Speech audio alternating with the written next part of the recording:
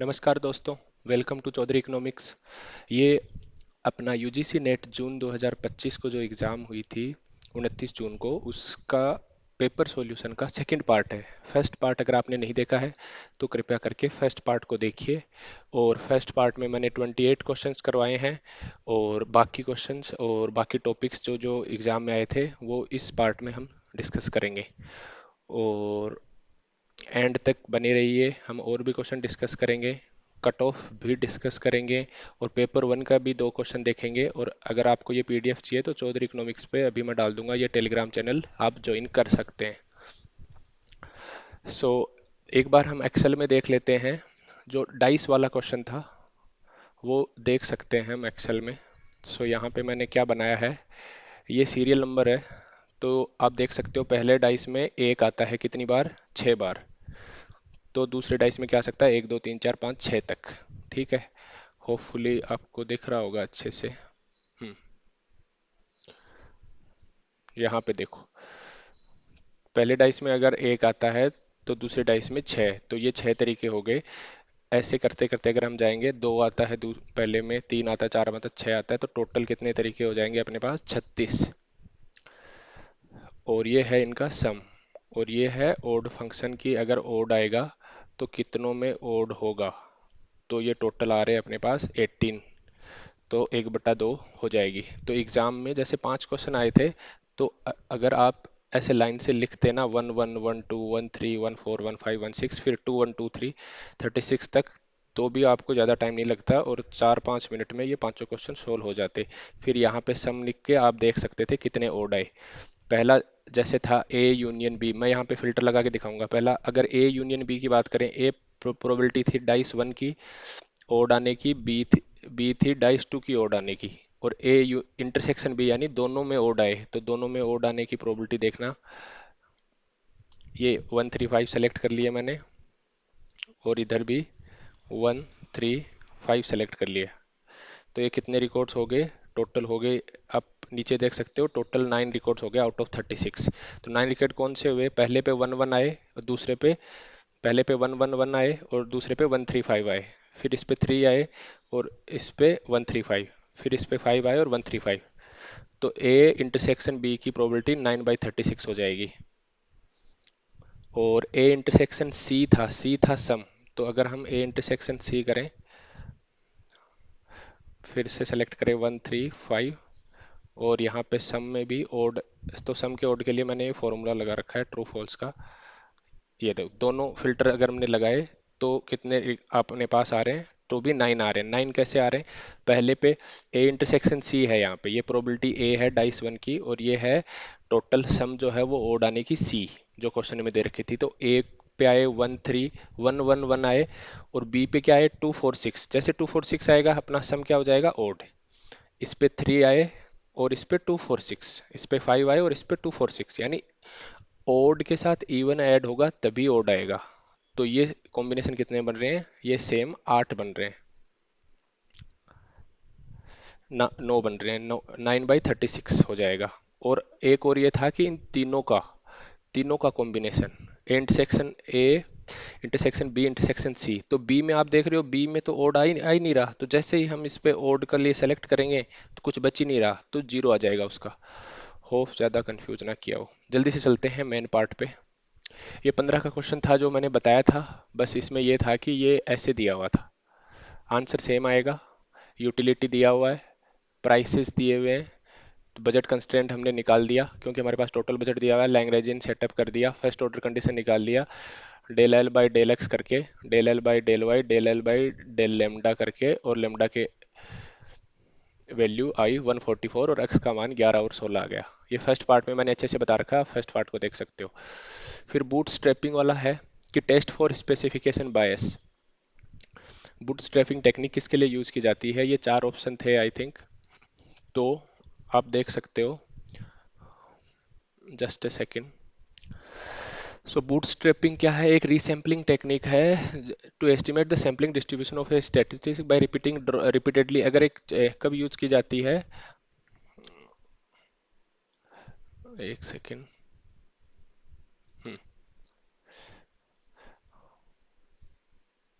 थोड़ा zoom set कर लेता हूँ मैं।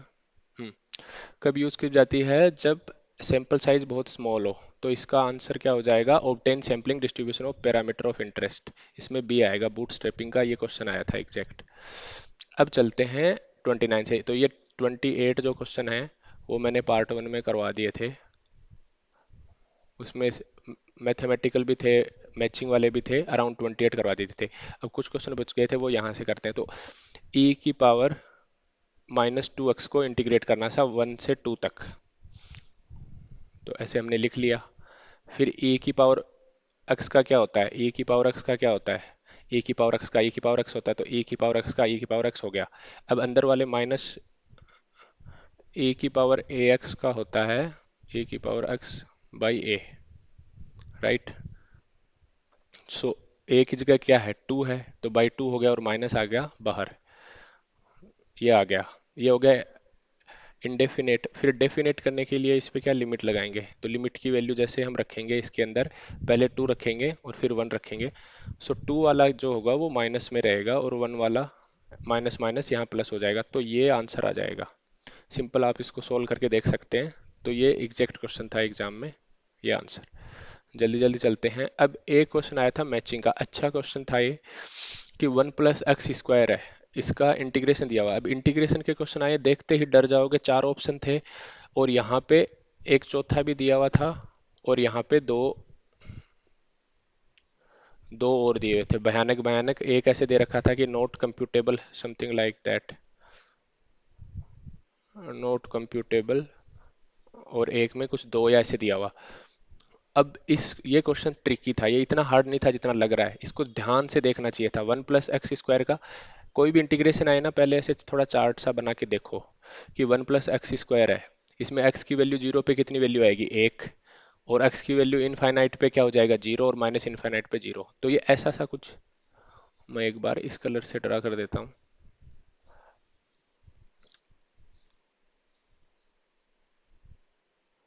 हम्म तो ऐसा कुछ ग्राफ बनेगा। इसका मतलब ये सिमेट्रिक है, किस पे? वाई एक्सिस पे, कि जैसा वाई के इधर है, क्योंकि x² आप देख रहे हो ना, x का मान माइनस में रखोगे तब भी वो y की वैल्यू पॉजिटिव ही देगा, स्क्वायर है ना यहाँ पे। तो x का मान माइनस प्लस में सेम टाइप का वैल्यू देगा। तो ये इसको बोलेंगे सिमेट्रिक है वाई एक्सिस पे। सिमेट्रिक है, इसका मतलब क्या है कि ये हो गया आधा पार्ट, ये हो गया आधा पार्ट, और इस पूरा हो गया, इसको जोड़ेंगे तो पूरा हो जाएगा। तो आपको ये दो ऑप्शन दिए हुए थे, ये वाला और ये वाला, और इसको इनको ध्यान से देखो। एक था 0 से इनफाइनाइट, एक था माइनस इनफाइनाइट से इनफाइनाइट। इसका मतलब क्या हुआ कि एक में अपने को पूछा है, ये जो फंक्शन था, एक में यहाँ से लेके यहाँ तक कैलकुलेट करना है और एक में पूरा कैलकुलेट करना है। तो समझ में क्या आता है? ऐसे मैचिंग वाले ढूंढो जिसमें एक आधा हो एक पूरा हो। तो ये देखो, ये तो आधा है, तो आधा तो किसका हो जाएगा? 0 to π का, और ये हो गया पूरा पाई, ये इसका हो जाएगा। तो ये तो थी शॉर्ट ट्रिक, बिना कुछ आए सोल्व करो। पर इतना आना चाहिए कि इसका ग्राफ कैसा बनेगा, और ग्राफ याद नहीं होना चाहिए आपको कि ऐसा बनेगा। आप बना के देख सकते हो, 2-3 वैल्यू रख के देख सकते हो, इतना टफ नहीं था। x की वैल्यू 0 पे y की वैल्यू 1 आ रही है, x की वैल्यू 2 3 4 5 कर रहे हो तो 1 से कम होती जा रही है, और ऐसे आ रहा है, ऐसे आ रहा है। और सिमेट्रिक इसलिए क्योंकि ये x² है। तो ऐसे अगर आप मैच करते तो एक ही ऑप्शन होता और मैच हो जाता। और 1 - x² का शायद नॉट कंपेटिबल होता है, नॉट कंप्यूटेबल होता। ठीक है, अभी अगर सॉल्यूशन देखना चाहें तो 1 + x² जो है इसका होता है tan 1x, और tan 1 पे लिमिट लगाओगे, tan 1 इनफाइनाइट और माइनस इनफाइनाइट, ये होता है π/2, और ये होता है माइनस माइनस माइनस π/2, तो ये पाई हो गया। और अगर ये 0 से होता है इनफाइनाइट तो tan 1 क्या आता? 0 आता। tan 1 0 क्या होता है? 0। तो 0 माइनस और माइनस π/2 कितना हो जाता? प्लस π/2। तो 0 से इनफाइनाइट है π/2 और माइनस इनफाइनाइट से इनफाइनाइट है पाई। तो इतना सोल्व करने की जरूरत नहीं थी। आपको दो ऑप्शन ऐसे दे रखे थे, एक आधा था एक पूरा था, और दो इंटीग्रल दे रखे थे, एक माइनस से इनफाइनाइट से प्लस इनफाइनाइट तक था, एक 0 से इनफाइनाइट तक था। तो इसमें ये हो जाता क्वेश्चन, कुछ एलिमिनेट करके देने होते हैं। और 1 - x² इसलिए कंप्यूटेबल नहीं है क्योंकि ये ऐसा होता है, ऐसा होता है। तो इसको 0 से इनफाइनाइट तक देखोगे तो इसकी वैल्यू बढ़ती जाएगी, अनबाउंडेड है ये, कितना भी जाएगा तो ये कंप्यूटेबल नहीं है। तो ये देखने को ये क्वेश्चन बहुत डिफिकल्ट आपको लग सकता है, पर ये इतना डिफिकल्ट नहीं था, जितना डरावना दिखता है उतना है नहीं। फिर आया था यूलर्स थ्योरम का, यूलर की थ्योरम का स्टेटमेंट। तो यूलर थ्योरम जो है बहुत जनरली आजकल पूछने लग गए हैं। So for degree one homogeneous function के लिए यूलर थ्योरम पूछा था, तो इसका जो करेक्ट ऑप्शन हो जाएगा ये। फंक्शन ये दिया हुआ था एफ के एल, तो एफ के एल का जो मार्जिनल प्रोडक्ट है उसको जो फैक्टर ऑफ प्रोडक्शन है उनको उनके मार्जिनल प्रोडक्ट पे अगर रिम्यूनरेट करेंगे तो सारा खत्म हो जाएगा। ये जो लाइन थी ना, ये यहाँ पे यूज करनी है, M P K into K M P L into L equal to Q. So the entire output is exactly exhausted when each factor is paid its marginal product। और एक ऑप्शन में ये भी था, क्या था, M P K plus M P L equal to one. तो ये होगा नहीं, ये ऑप्शन गलत होगा, जबकि ये सही होगा। ठीक है, आगे चलते हैं। फिर आया था इंटीग्रेशन, फिर से आ गया इंटीग्रेशन। इतने इंटीग्रेशन आए हैं ना, तो इस बार अलग से एक इंटीग्रेशन का वीडियो बनाना पड़ेगा नेट के लिए।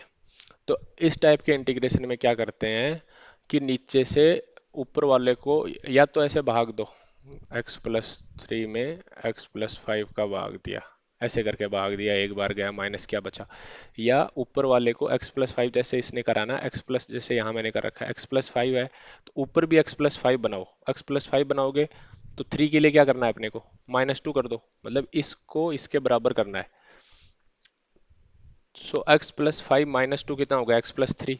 अब अब यहाँ पे इनको अलग अलग सेपरेट कर दो, तो x+5 से x+5 कट गया 1 -2, मतलब इसको आप लघुत्तम लोगे ना x+5 एलसीएम, और 1 से मल्टीप्लाई करा तो यहाँ हो गया x+5 -2, तो ये 5 -2 कितना हो गया 3, तो ये यहाँ से ऐसे आ जाएगा।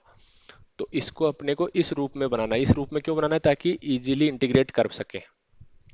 तो अब इसको इंटीग्रेट करते हैं, 1 dx का अलग हो जाएगा। आपको पता है इंटीग्रेशन जोड़ का इंटीग्रेशन होता है, तो उनको अलग अलग कर सकते हैं, मतलब बाहर अगर पूरा लगा हुआ तो एक इस पे लगा दो, एक इस पे लगा दो। 2 इसका बाहर आ गया, 1 + x+1/x+5 का अपने को पता है लोग होता है, तो 1 का हो गया x, तो ये आंसर आ जाएगा x-2 log x+5 + c। तो ये एग्जैक्ट क्वेश्चन आया था, और इसको ऐसे करना था। देख के डरावना लग रहा था, थोड़ा डरावना है भी। अगर आपने ऐसा इंटीग्रेशन नहीं करा है तो ये डरावना लगेगा। इसकी कोई शॉर्ट ट्रिक नहीं है, शॉर्ट ट्रिक यही है, इसका तरीका यही है कि इसमें भाग देके या इसको ऐसे संयोजित करके लिखो कि ऊपर वाले अक्ष सारा भाग जाए, ऊपर से कुछ ना बचे, ऊपर कोई चर ना बचे, ऊपर कांस्टेंट बचे। ये देखो यहाँ पे ऊपर कांस्टेंट बचा तो आराम से log के रूप में हो गया। फिर चलते हैं 33 में डायरेक्ट मैचिंग आया था ये, और इससे ये एक्सप्लेनेशन लिख दिया। ये मैचिंग था, income elasticity coefficient exceeds unit, एक से ज़्यादा इनकम इलास्टिसिटी है इसका मतलब है लग्जेरियस गुड। फिर पॉजिटिव क्रॉस प्राइस इलास्टिसिटी है, इसका मतलब है substitute. Downward sloping price consumption करो है तो रिलेटिव इलास्टिक डिमांड, और नेगेटिव इनकम इफेक्ट है इन्फीरियर गुड के लिए। ये मैचिंग आई थी। फिर ये आया था Granger and Newbold's work with identifying spurious regression particularly in time series analysis. क्या तो था ये, आई थिंक पिछले 2-3 नेट से जो स्टूडेंट तैयारी कर रहे हैं और उन्होंने ऐसा कुछ नहीं देखा होगा एग्जाम में, तो ये ऐसा आया था। और इसके ऑप्शन क्या क्या थे, high R square, low Durbin Watson test, high R square, low T, high T, high T value, low Durbin Watson test statistic. तो हाई लो ऐसे करके 4 ऑप्शन दिए हुए थे। तो इनका जो आंसर है, ये एक तरह से रटने वाला क्वेश्चन है कि भाई इसमें स्पूरियस रिग्रेशन के लिए इन्होंने ये दिया था कि आर स्क्वायर हाई होता है, टी वैल्यू होती है बहुत कम, और डर्बिन वाटसन स्टैटिस्टिक्स होती है 1 से कम। तो इसका ये ऑप्शन सही हो जाएगा, high R square and low Durbin Watson test statistics. फिर चलते हैं ILS, indirect least square method is used specifically for estimating coefficient of. So ये 4 ऑप्शन दिए हुए थे, तो ओवर आइडेंटिफिकेशन के लिए हम यूज करते हैं 2LS, two stage least square, और रिड्यूस फॉर्म के लिए OLS हो गया। अनआइडेंटिफाइड के लिए हम इसको नहीं कर सकते ILS को, क्योंकि कोफिशिएंट को एस्टिमेट नहीं कर सकते। तो ये होता है structured equation. So the structural equation must be exactly identified. Structural equation must be exactly identified. तो ये प्रॉपर्टी है किनकी? ओएलएस के बाद हम पढ़ते हैं आईएलएस, टू एलएस, उनकी अलग अलग प्रॉपर्टी है और उन पे कौन से इक्वेशन के लिए जो यूज होते हैं उनका डायरेक्ट क्वेश्चन है। क्वेश्चन डायरेक्ट है, पर ये इतना आईएलएस तो पढ़ते नहीं है हम। तो मेरे हिसाब से इसमें स्ट्रक्चरल हो जाएगा। आपको क्या लगता है वो कमेंट करके बताएं।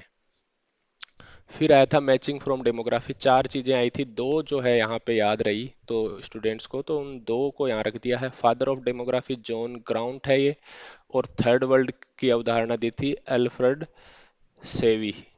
क्या है ये? सेवी है।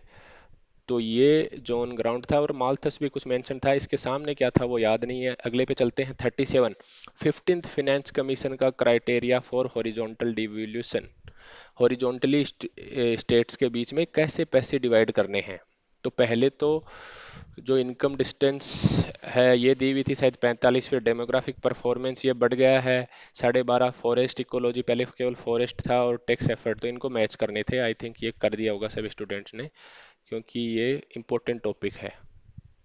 फिर आया है सीक्वेंस ऑफ की monetary policy rates and ratios in India. तो इनका सीक्वेंस एक क्रम में दिखाना था। तो फिक्स्ड रिजर्व रेपो रेट हो गया, फिर सीआरआर हो गया, उससे आई थिंक ये उसने गलत दिखा रखा है, इसको चेक कर लेना एक बार। 3 सीआरआर सबसे कम आएगा आई थिंक। अभी जो सीआरआर चल रहा है जनरली 4% के आसपास चलेगा, लेकिन अभी जो लेटेस्ट, इसमें जो लेटेस्ट पूछा है ना उसके हिसाब से करना है। तो ये सारे इंस्ट्रूमेंट दे रखे हैं और ये इनके परसेंटेज दे रखे हैं लेटेस्ट के हिसाब से, तो ये मैचिंग आया था। फिर आया था एक direct question, effective rate of protection पे। चार ऑप्शन थे, एक में ऊपर प्लस था नीचे माइनस, एक में दोनों प्लस थे, एक में ऊपर माइनस था नीचे प्लस था, एक में दोनों माइनस थे। इस टाइप के चार ऑप्शन थे, तो ये वाला करना है, ये वाला। तो effective rate of protection formula ही याद करना है, और ये फॉर्मूला ही डायरेक्ट पूछ लिया था। फिर NIRF ranking of research institutions. So IIT Madras, I think IITs दी हुई थी, और एक कुछ टाटा वाला दिया हुआ था, तो आईआईटीज ये टॉप पे हैं। कुछ तो पूछा था, आई थिंक मल्टीपल करेक्ट या ऐसे कुछ था, तो इससे रिलेटेड क्वेश्चन था रिसर्च इंस्टीट्यूशन रैंकिंग। सो एनआईआरएफ तीन चार बहुत टाइप की रैंकिंग निकालता है, इंजीनियरिंग इंस्टीट्यूट की अलग से निकालता है, तो इतना कौन याद करेगा। आई थिंक ये आईआईटी वालों को ऊपर कराते तो हो जाता। फिर चलते हैं 41 क्वेश्चन में। 41 क्वेश्चन में क्या है? Product cycle theory of development, in which stage the country will be under selling the products to third world countries. So ये होता है फोर्थ स्टेज में, और ये आई थिंक पीवाईक्यू में से है। एक दो पीवाईक्यू आए हैं मुश्किल से। तो ये हैं 5 स्टेज।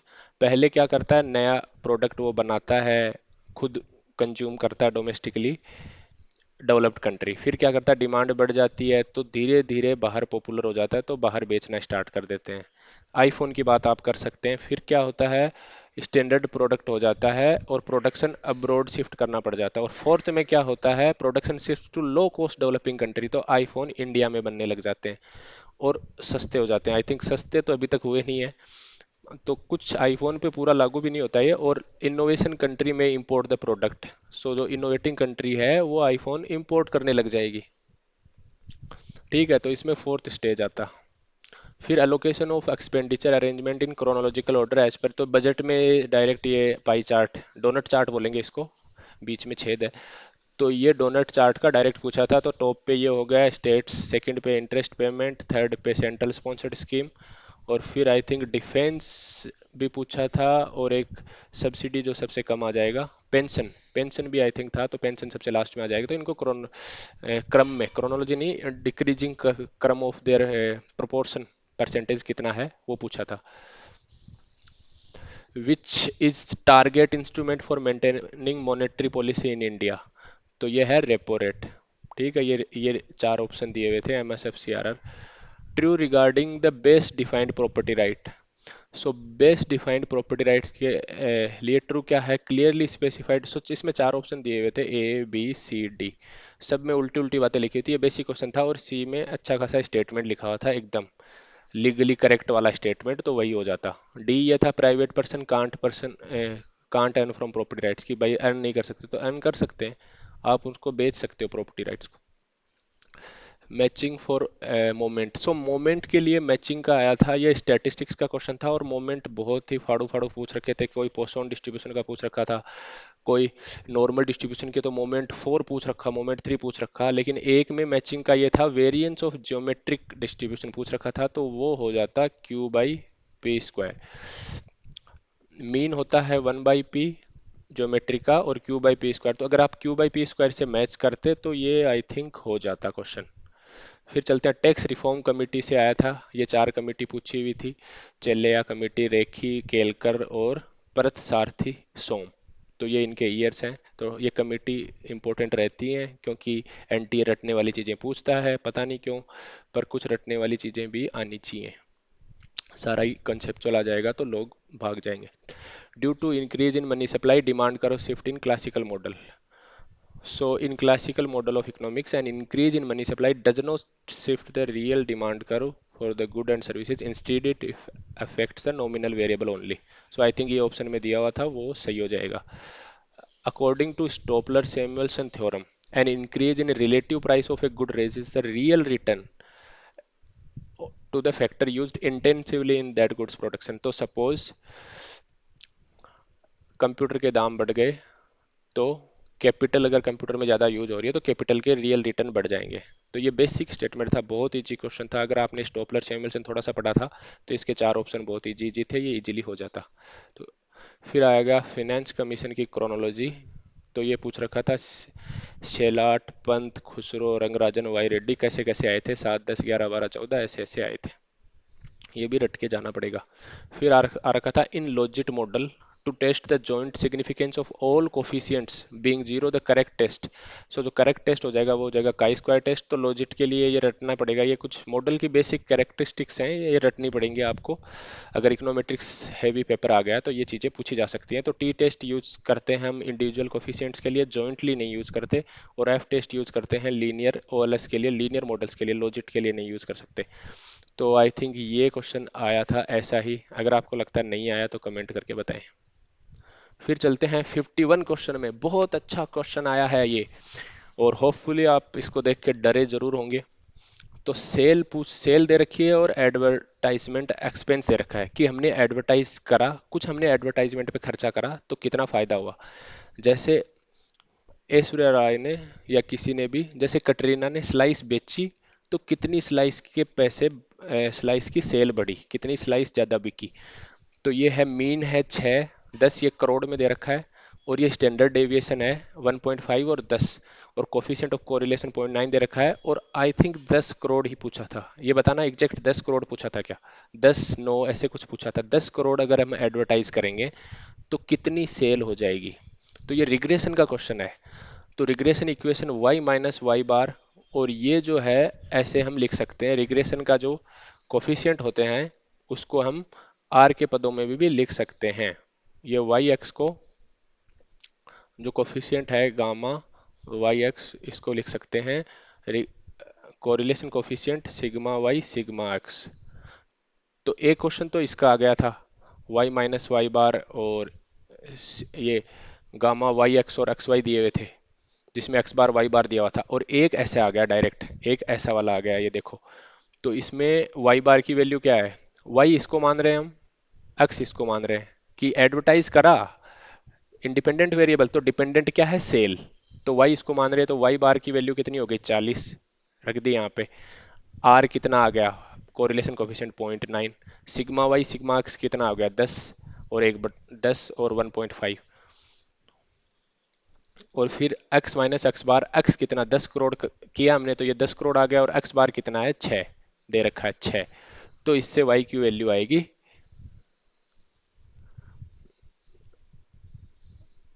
माइनस 40 इक्वल टू आएगा 24, और y आ जाएगा 40 प्लस 24 64। तो ये एग्जैक्ट क्वेश्चन था। आई थिंक ये 10 की जगह कुछ और हो सकता है, पर ये एग्जैक्ट क्वेश्चन था, और ये ऐसे करना था। ये रिग्रेशन का क्वेश्चन है, ठीक है। फिर नेस इक्विलिब्रियम का क्वेश्चन आया था ये वाला, और इसके अंदर 4-5 स्टेटमेंट दिए हुए थे। वो क्या स्टेटमेंट थे एग्जैक्टली हमको मिले नहीं है, पर इसमें अगर हम नेस इक्विलिब्रियम की बात करें, कैसे कैलकुलेट करते हैं नेस इक्विलिब्रियम। सपोज प्लेयर 2, ये प्लेयर 1 है, सपोज प्लेयर 2 ने स्ट्रेटजी खेल दी एल, स्ट्रेटजी खेल दी एल, एल मतलब इसने यहाँ में से कुछ चूज कर लिया, ये में से ये चूज इसने कर लिया, बचे क्या 1 2 3। अब 1 2 3 में से वन क्या चूज करेगा, 3 चूज करेगा, ठीक है। सपोज प्लेयर 2 ने खेल दिया ये आर खेल दी, तो बचे क्या 0 1 2। तो इसमें से प्लेयर 2 क्या करेगा, ये चूज करेगा, तो ये होगी डोमिनेंट स्ट्रेटजी, हो गई बी। हाँ, तो एक तो शायद ऑप्शन यही था कि बी डोमिनेंट स्ट्रेटजी है, क्योंकि डोमिनेंट का मतलब ये होता है कि प्लेयर 2 कुछ भी करे, प्लेयर 1 तो भाई हमेशा बी ही चूज करेगा, ठीक है। अब ऐसे चलते हैं, इसने सपोज प्लेयर 1 ने टी चूज कर लिया, प्लेयर 1 ने टी चूज कर लिया, तो प्लेयर 2 के पास क्या ऑप्शन है, 5 और 3, तो क्या चूज करेगा 5। प्लेयर 1 ने एम चूज कर लिया, तो प्लेयर 2 के पास क्या ऑप्शन है, 6 और 4, तो क्या चूज करेगा 6। और प्लेयर 1 ने बी चूज कर लिया, तो इसके पास क्या ऑप्शन है, 7 और 2, तो कितना हो गया ये। तो ये भी डोमिनेंट स्ट्रेटजी हो गई। आई थिंक प्लेयर 2 के लिए भी एल डोमिनेंट स्ट्रेटजी होगी, तो there are two dominant strategies. और नेस इक्विलिब्रियम क्या हो गया, 3 7। तो ऐसा ही कुछ पूछा था। आई थिंक ये एग्जैक्ट सही है जो मैंने करे हैं, वो सही लग रहे हैं। तो ये हो जाएगा नेस इक्विलिब्रियम। आई होप समझ में आ गया होगा। फिर ये देखो, इतने सारे क्वेश्चन आए थे, किससे आए थे, एक न्यूक्लियर डिजास्टर से आया था, एग्जैक्ट क्वेश्चन नहीं पता तो बता नहीं सकते। फिर एक मैचिंग आया था जिसमें इम्पॉसिबल ट्रिनिटी लिखी हुई थी, तो मंडल फ्लेमिंग से हम मैच करते तो ये हो जाता। फिर Wagner's theory of increasing state activities के क्वेश्चन आए थे। फिर मैचिंग बुक्स आई थी सोलो रोस्टो लेविस हर्समैन की। फिर effect of lump sum tax on product sure price. ये 18 टॉपिक्स बोल सकते हैं जिन पे क्वेश्चन आए थे। हमको एग्जैक्ट क्वेश्चन नहीं पता, तो इसके बारे में हम ज़्यादा डिस्कस नहीं कर सकते, बस हम बता सकते हैं कि क्या क्या आया था। भोपाल गैस, भुज गैस, ये इससे रिलेटेड आया था। Correct statements about asymmetric information. FDI sector की रैंकिंग आई थी। कैड, करंट अकाउंट डिफिसिट जो होता है, रैंकिंग ऑफ कंट्रीज, वो आई थी। Ranking of countries on nominal GDP आया था। Effect of saving and population on steady growth, Harrod Domar model का आया था। एलोकेशन अंडर एक्सटर्नलिटी आया था। लुकास क्रिटिक का आया था, statement based. New classical assumption आए थे। एडेप्टिव एक्सपेक्टेशन है क्या, नहीं है, कौन सी है, दूसरी वाली है ना, क्या नाम है उसका, रेशनल एक्सपेक्टेशन। हाँ, रेशनल एक्सपेक्टेशन है इसमें। फिर प्रोडक्शन कॉस्ट ऑफ डिसइन्फ्लेशन, ये क्वेश्चन आया था कि डिसइन्फ्लेशन से क्या कॉस्ट इंक्रीज कब होगी, तो रेशनल एक्सपेक्टेशन होगी तब नहीं होगी, पीपल न्यूपोलिस तब नहीं होगी, इन्फ्लेशन एक्सपेक्टेशन हाई होगी तब होगी। आई थिंक इसके एग्जैक्ट ऑप्शन नहीं पता, पर ये वाला ऑप्शन लगता है मेरे हिसाब से। क्लासिकल डिमांड कर्व शिफ्ट होता है तो क्या होता है, lump sum tax on producers price, तो क्या इफेक्ट आएगा। और एमएसएमई का टर्नओवर और इन्वेस्टमेंट पे क्वेश्चन पूछा था। तो इतने क्वेश्चन बता चुका हूं मैं, कितने बता चुका हूँ, अराउंड 52 बता दिए हैं, और कुछ ये टॉपिक्स बता दिए हैं। ठीक है, अब चलते हैं नेक्स्ट पे। नेक्स्ट क्या है, पेपर वन में। पेपर वन में आया था ए और बी टुगेदर मिलके एक काम को 10 दिन में करते हैं, और A twice as efficient as B है, तो ए वो काम कितने दिन में करेगा, 15 दिन में। तो ये देख लेना, ये आया था पेपर वन में। फिर आई थी एक सीरीज 2 7 28 63 126। ये स्टेटमेंट आए थे 1 2 3 4, ये सी वाला स्टेटमेंट था सीरीज का, ए और ये दोनों सही थे, तो सी भी सही था। तो इसमें कैसे आएगा, A³ +1, 2 का क्यूब -1, एक बार प्लस हो रहा है एक बार माइनस, प्लस माइनस क्यूब की सीरीज है ये, तो 215 इसका आंसर हो जाएगा। ज़्यादा डिस्कस नहीं करते हैं। अब चलते हैं कट ऑफ डिस्कशन पे। तो ये कट ऑफ थी 2025 24 दिसंबर लास्ट वाली, ठीक है। ये कट ऑफ तो रहने वाली नहीं है। और 2023 में क्या था, दिसंबर 2023 की सबसे हार्ड एग्जाम थी, उसमें 30 मार्क्स कम थे, इस कट ऑफ से 30 मार्क्स। तो इस बार क्या क्या प्रोडिक्शन रहेगा अपना, प्रोडिक्शन रहेगा, थोड़ा बड़ा हो जा, प्रोडिक्शन क्या रहेगा, इससे 15 मार्क्स कम कर दो, यानी 12 से 16 मार्क्स कम इससे। तो यही प्रिडिक्शन है, और अभी वेट करते हैं आंसर की आने का, उसके बाद और जमकर डिस्कशन करेंगे। और एंड में क्या है, एंड में है थैंक यू। और अगर आपको थोड़ा बहुत भी फायदा हुआ है तो अपने सहपाठियों के साथ वीडियो को शेयर कीजिए। और अगर आपको लगता है कि मैंने कुछ मिस किया है या मैंने गलत बताया, तो वो कमेंट करके ज़रूर बताएं। और चैनल को सब्सक्राइब करें। और पीडीएफ के लिए टेलीग्राम चैनल आप ज्वाइन कर सकते हैं।